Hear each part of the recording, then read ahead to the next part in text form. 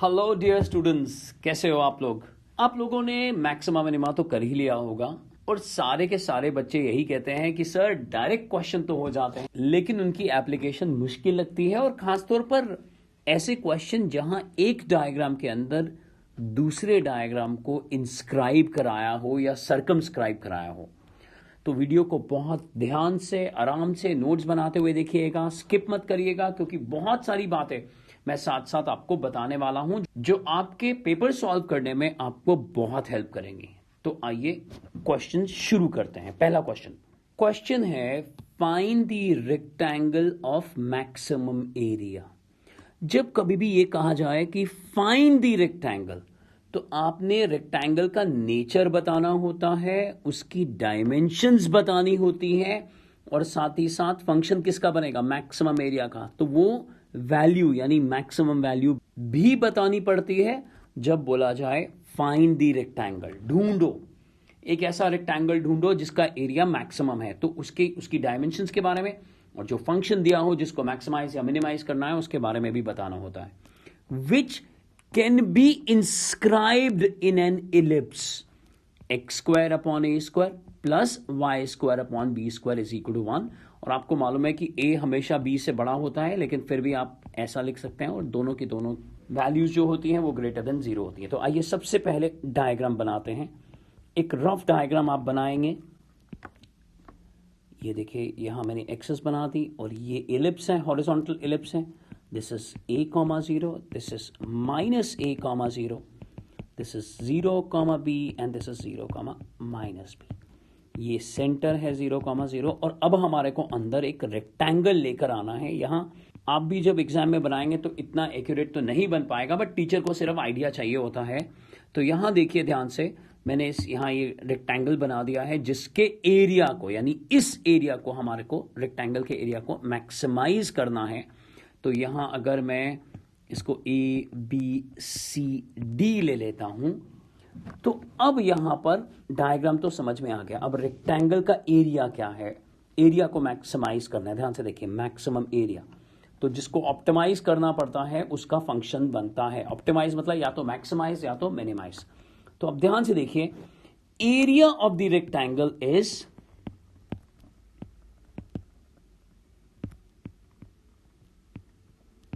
Length, ये length दी हुई है L, और ये ब्रेड दी हुई है B, L इंटू बी। लेकिन ये L इंटू बी पता कैसे लगेंगे, आएंगे कैसे? तो यहां आप देखते हो कि बहुत सारी बुक्स में यहां पर पैरामीट्रिक इक्वेशंस को यूज करा हुआ है। तो हम भी पहले इस तरह से करेंगे, यूजिंग पैरामीट्रिक इक्वेशंस। अब क्या होती हैं पैरामीट्रिक इक्वेशंस? जब कभी भी एलिप्स होता है, हॉरिजॉन्टल एलिप्स होता है, तो x की वैल्यू a cos थीटा होती है और y की वैल्यू b sin थीटा होती है। देखिए यहां मैंने ये लिख दिया, इसको डिराइव नहीं करा, सीधा लिख दिया। और मैं कहूंगा कि हाँ ये इक्वेशंस होती हैं, तो आप इसको जल्दी से इसमें सेटिस्फाई करा लोगे तो लेफ्ट हैंड साइड और राइट हैंड साइड आपस में इक्वल आ जाएंगी, तो आपको लगेगा कि हाँ भाई सर ने ठीक बताया है। बट आपको एक और बात बता दूं, ये जो थीटा है ये एक ऐसे सर्कल का थीटा है जो इसकी मेजर एक्सेस पर ड्रॉ करा जाता है, जो हमारे कोर्स में नहीं है। आपको क्लास 12th के लिए इसकी कोई जरूरत नहीं है। इसका जो थीटा आता है वो यूज करा जाता है, इसलिए कंफ्यूज मत होना कि हाँ भाई सर्कल तो जो है उसकी सेंट्रिसिटी 0 है तो थीटा लिया जा सकता है, तो इलिप्स में थीटा कैसे लेंगे? तो एक्चुअली में ये जो थीटा आता है ये सर्कल का ही एंगल है जो इलिप्स में यूज करा जाता है। तो बी के कोऑर्डिनेट क्या होंगे? बी के कोऑर्डिनेट्स हो जाएंगे a cos theta, b sin theta. ठीक एक्स एक्सिस की रिफ्लेक्शन देखो नीचे, तो ये हो जाएगा a cos थीटा और y एक्सिस नेगेटिव है, माइनस b sin थीटा। इसी तरह से सेकंड क्वाड्रेंट में पहुंचते हैं। आपको मालूम है सेकंड क्वाड्रेंट में x नेगेटिव हो जाएगा लेकिन y एक्सिस पॉजिटिव है, और थर्ड क्वाड्रेंट में तो दोनों ही माइनस होने जा रहे हैं। ये देखिए, इस तरह से हमने पैरामीट्रिक फॉर्म ले ली। कुछ कुछ समझ में आ रहा होगा आपको। अब दोबारा से हम जब बात करते हैं एरिया की, तो L क्या है? तो आप कहोगे सर L हम निकाल लेंगे क्योंकि ये डिस्टेंस AD है। अब डिस्टेंस AD के लिए आप कहोगे डिस्टेंस फॉर्मूला लगा लेते हैं, लेकिन हम एक स्मार्ट वर्क कर सकते हैं। ध्यान से देखिए, आपको मालूम है कि ये डिस्टेंस और ये डिस्टेंस बराबर है, और यहां से यहां तक का डिस्टेंस, ध्यान से देखिए, यहां तक का डिस्टेंस a cos थीटा, तो जो डबल करेंगे तो ये हो जाएगा 2a cos थीटा। अब मैंने ये हिंट बता दिया है, तो अब आप ब्रेड के लिए डिस्टेंस फॉर्मूला नहीं लगाओगे, हालांकि मैं लिख रहा हूं डिस्टेंस ए बी, बट आप कहोगे सर हम इसका डबल कर देंगे यहां पर, तो ये हो जाएगा 2b sin थीटा, जिससे कि जो एरिया निकल कर आएगा, एरिया ऑफ द रेक्टेंगल, वो होगा 2a cos theta into 2b sin theta. देखिए अब कितनी आसानी से हो जाएगा, मैं यहां एक 2 को कंज्यूम कर लूंगा, तो ये हो जाएगा 2ab 2 sin theta cos theta. ये छोटे छोटे स्टेप आप चाहो तो एग्जाम में स्किप कर सकते हो, और ये बन गया multiple angle 2 sin a cos a is sin 2a, यानी 2ab sin 2 थीटा। अब फंक्शन तैयार है, थीटा के रिस्पेक्ट में डिफरेंशिएट कर देते हैं, differentiating with respect to theta, derivative आपको आता है 2a cos 2 theta for maxima and minima, derivative को हम जीरो पुट करेंगे, ध्यान से देखिएगा, और जब डेरिवेटिव को जीरो पुट करेंगे तो ये देखिए ये हमारे पास आ जाएगा, और जनरल सॉल्यूशन लिखने की कोई जरूरत नहीं है, क्योंकि अल्टीमेटली रेक्टेंगल है, यहां पर odd multiples of pi by 2 ये सब लिखने की जरूरत नहीं है आपको। आप सीधा सीधा ये लिख सकते हो that cos 2 theta is equal to 0, then 2 theta is 90 degrees यानी pi by 2, that is theta equals to pi by 4। यहां हमारे पास एक ये पॉइंट आ गया है, और अब आइए जल्दी से डबल डेरिवेटिव करते हैं ताकि ये शो कर सकें कि एरिया जो है वो मैक्सिमम है। तो इसका हम लोग यहां ये फर्स्ट ले लिया, अब सेकंड का दोबारा से डेरिवेटिव करते हैं, और हमारे पास आएगा 8ab minus 8ab sign 2 theta, और इसको हम कहां पर, थीटा की कौन सी वैल्यू है, जी हाँ थीटा की वैल्यू पाई बाय 4 है, उस पर फिक्स करेंगे, साइन 2 इंटू 45 90 बन जाएगा यानी पाई बाय 2, और ये इसकी मैक्सिमम वैल्यू होगी। बाहर माइनस 8ab है यानी ये आ गया हमारे पास, क्योंकि a और b तो दोनों पॉजिटिव हैं। So this implies local maxima या simply maxima at theta is equal to pi by 4। देखिए अब सब कुछ हो गया, अब टारगेट पे आते हैं कि कैसा रेक्टेंगल है। तो ध्यान से देखिए, लेंथ क्या निकाली थी आपने, 2a cos थीटा, तो यहां जब मैं वैल्यू पुट करूंगा cos 45 1/√2, और ये देखिए 2a इंटू 1/√2 यानी √2a यूनिट्स का लेंथ है इसका। ब्रेड्थ की बात करूंगा अगर 2b sin थीटा, मैं डायरेक्टली लिख देता हूं, आपको समझ में आ गया होगा, इंटू 1/√2 यानी √2b यूनिट्स, और एरिया ऑफ द रेक्टेंगल जो कि मैक्सिमम एरिया होगा वो होगा √2a into √2b square units, यानी कि 2ab स्क्वायर यूनिट्स। देखिए कितनी आसानी से हो गया ये क्वेश्चन, लेकिन हाँ इस क्वेश्चन में खास बात थी इसकी पैरामीट्रिक इक्वेशंस जो आपको क्लियर हैं, और इसकी वजह से आप आंसर तक पहुंच पाए। अब देखते हैं कि अगर पैरामीट्रिक फॉर्म्स ना पता हो तो क्या कोई सिंपल मेथड है, चाहे वो थोड़ा सा लेंदी भी हो, क्या कोई ऐसा मेथड है जिसमें बेसिक अलजेब्रा को यूज करते हुए हम आंसर तक पहुंच जाएं।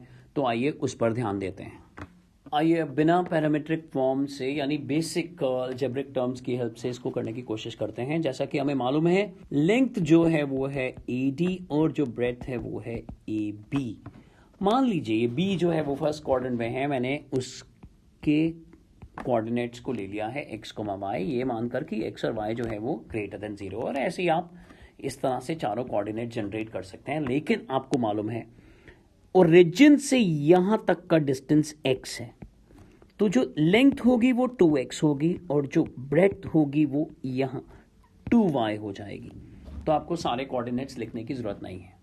दूसरी बड़ी बात, इलिप्स की इक्वेशन है x square by a square plus y square by b square equal to 1, और हम y को x में लाने की कोशिश करेंगे क्योंकि सिंगल वेरिएबल है।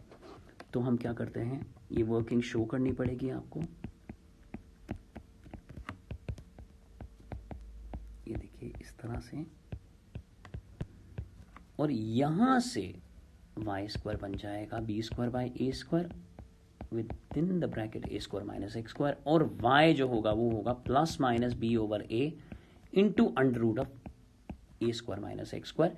Y has to be greater than zero, तो इसलिए हम नेगेटिव को रिजेक्ट कर कर वाई की ये वाली वैल्यू हम लेने वाले हैं।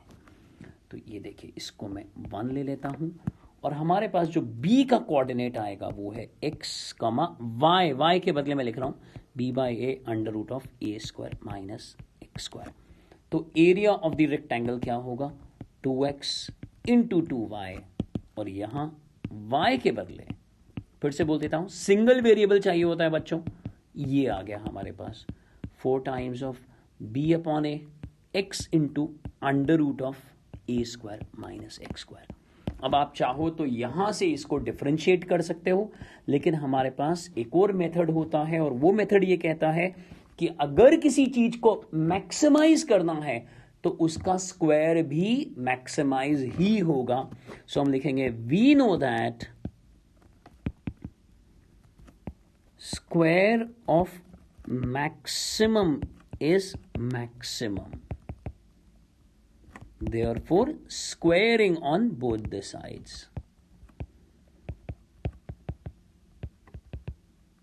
in the equation number 2। सो हमारे पास आ जाएगा एरिया का स्क्वायर, यहाँ स्क्वायर, और यहाँ आ जाएगा 16 times b square by a square, इधर x हो जाएगा और यहाँ रूट हट जाएगा, इस तरह से आ जाएगा हमारे पास। अब हम क्या करेंगे, यहाँ हम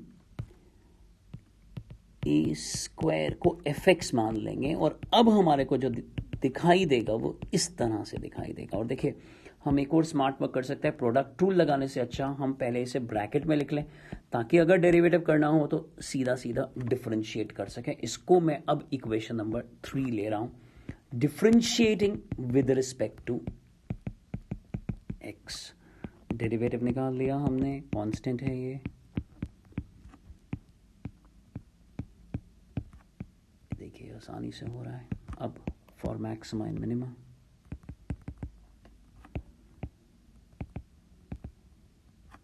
F dash X is equal to 0, common निकाला जा सकता है 2x, ब्रैकेट के अंदर A square minus 2x square is equal to 0, constant है ये सब कैंसिल हो जाएंगे, ईदर यानी एक पॉसिबिलिटी है x इज इक्वल टू 0, ये हो नहीं सकती क्योंकि x अगर 0 होगा तो y भी 0 होगा और सब कुछ ओरिजिन बन जाएगा।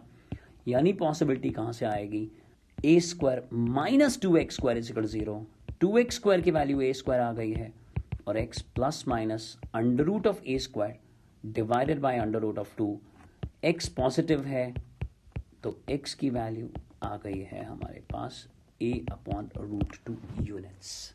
तो देखिए, अगर x आ गया है तो लेंथ भी निकल सकती है, ब्रेथ भी निकल सकती है, लेकिन हमारे को करना होगा पहले डबल डेरिवेटिव। तो आइए पहले डबल डेरिवेटिव करते हैं और उसके बाद रेक्टेंगल फाइंड करेंगे, और दोनों मेथड से सेम ही आंसर आना चाहिए। अब डबल डेरिवेटिव जब हमने करा है तो 16b square by a square, यहां पर सिर्फ 2a स्क्वायर आ जाएगा, और 4x क्यूब के बदले 12x स्क्वायर आ जाएगा। एक स्मार्ट वर्क, यहां से हम वैल्यू उठा लेंगे क्योंकि कांस्टेंट के टर्म्स में डालनी है। तो ये देखिए, ये हो जाएगा -6a स्क्वायर, थोड़ा और आगे जाने पर इससे ज़्यादा सॉल्व करने की ज़रूरत नहीं है क्योंकि ये देखिए लेस देन 0 क्लियरली विजिबल है। सो लेस देन 0 मतलब maximum at x is equal to a over root 2। तो आइए जल्दी से लेंथ निकालें, लेंथ क्या निकलेगी 2x, और अब आप कहोगे यार ये तो सेम वैल्यू आ रही है सर जी, यस यही मुझे समझाना था। तो L जो आ गया है वो रूट 2a आ गया है, ब्रेथ की वैल्यू इक्वेशन नंबर, ध्यान से देखिए 1 से निकाल सकते हैं हम लोग यहाँ, और वो आ जाएगी हमारे पास y, और y क्या है b, 2y यानी 2b by a under root of A square minus x square, फिर से एक्स स्क्वायर के बदले ए स्क्वायर बाई 2, ध्यान से देखो, ये देखो ये और ये कट जाएगा, रूट 2b यूनिट्स आ गया है, ठीक है। और मैक्सिमम एरिया क्या आएगा? Maximum area of the rectangle is √2a into √2b square units, यानी आंसर आ गया है 2 times of AB square units. ये देखो बच्चों, कोई भी डाउट किसी भी क्वेश्चन के अंदर हो तो आप कमेंट बॉक्स में ज़रूर कमेंट करिए, या फिर एक नंबर दिया हुआ है डिस्क्रिप्शन बॉक्स के अंदर, उस नंबर पर फोटो भेज दीजिए अगर किसी क्वेश्चन में प्रॉब्लम है, या हमें मैसेज कर दीजिए क्वेश्चन का नंबर लिखकर अगर वो किसी टेक्स्ट बुक से है, और हम उसको सॉल्व करने की पूरी कोशिश करेंगे। तो बच्चों ये क्वेश्चन था जिसको हमने 2 मेथड से करा। आइए आगे बढ़ते हैं, और अब हम करने वाले हैं कि अगर इलिप्स के अंदर एक ट्राइंगल को इंस्क्राइब करा जाए तो फिर क्या क्या चीजें हम फाइंड कर सकते हैं।